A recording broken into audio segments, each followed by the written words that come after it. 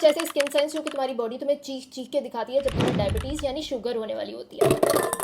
और अगर इनमें से कोई भी 2 या 2 से ज्यादा साइंस तुम्हारी स्किन पे भी शो हो रहे हैं तो फौरी जाके अपने डॉक्टर से मिलो, टेस्ट करवाओ। नंबर 1, काली गर्दन और बगलें, और वो भी जनाब ऐसी कालक के कूची मार मार के रगड़ने से भी नहीं निकल रही। इसको मेडिसिन की भाषा में तो एकेंथोसिस नाइग्रिकेंस बोलते हैं। और मजे की बात बताऊं, ये कोई कालक है ही नहीं, ये तुम्हारी स्किन है जो कि थिक और वेलवेटी हो जाती है और कालक जैसी अपीयरेंस देती है। और ये होता है इंसुलिन रेजिस्टेंस की वजह से, जिसका मतलब है कि तुम्हारी बॉडी में एबनॉर्मली हाई ग्लूकोज के लेवल्स हैं। या तो शुगर हो चुकी है या बिल्कुल दरवाजे पे खड़ी है, कभी भी नॉक कर सकती है। और अगर अभी भी बाज आ जाओगे, लाइफस्टाइल इंप्रूव कर लोगे तो काफी हद तक ये कंडीशन रिवर्सिबल है। यूजुअली ये नेक पे होता है, बगलों में होता है, अंडर लेग्स पे होता है। नंबर 2, जिस्म पे बहुत ज्यादा खारिश होना। बहुत सी ऐसी स्किन कंडीशंस हैं जिनमें स्किन ड्राई होती है, उस पर खारिश होती है, लेकिन किसने सोचा था कि शुगर उनमें से एक होगी। अगर स्किन पे खारिश खत्म होने का नाम नहीं ले रही, मॉइस्चराइजर लगाने के बाद भी तुम्हारी स्किन ड्राई है, तो हो सकता है कि डायबिटीज डेवलप हो रही है। डायबिटिक्स के अंदर खून का बहाव प्रॉपर नहीं होता, सर्कुलेशन पुअर होती है, जिसकी वजह से स्किन ड्राई होती है और फिर उस पर खारिश होती है। नंबर 3, स्किन टैग्स, छोटे छोटे मौके, और मौके भी ऐसे कि जिनकी एक छोटी सी स्टॉक होती है और आगे एक मौका लटका होता है। और ये काफी कॉमन है इंसुलिन रेजिस्टेंस और डायबिटीज। यूजुअली तो ये नेक पे, बगलों पे, अंडरलेग्स पे काफी ज्यादा कॉमन होते हैं। इसीलिए अगर टाइमली अपने शुगर लेवल्स को कंट्रोल में ले आते हो तो ये कंडीशन भी काफी हद तक रिवर्सिबल होती है। नंबर 4,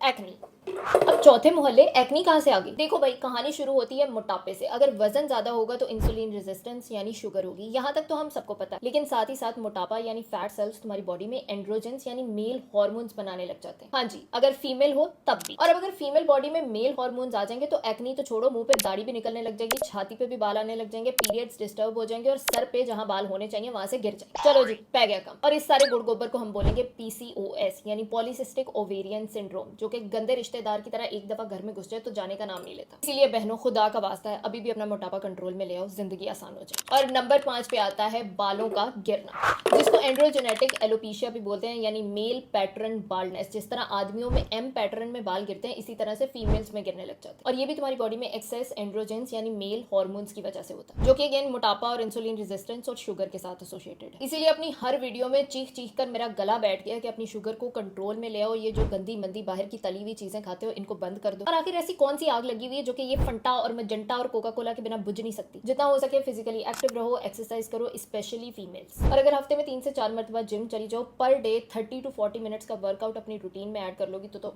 सोने पे सुहागा हो जाएगा। और अगर इनमें से कोई भी 2-3 साइंस तुम्हें अपनी स्किन में नजर आ रहे हैं तो जाके फौरी अपने डॉक्टर से मिलो और अपने टेस्ट करवाओ। HbA1c, fasting glucose levels, insulin के लेवल्स यूजुअली करवाए जाते हैं। और अगर हो सकता है तो किसी अच्छे डाइटिशियन से मिलकर अपने लिए एक अच्छा सा डाइट प्लान बनवा लो, and you can save yourself from a lot of lethal complications in future, जैसे कि हार्ट फेलियर, ब्रेन स्ट्रोक और kidney disease, which can be the causes of death in diabetics. So please be safe out there.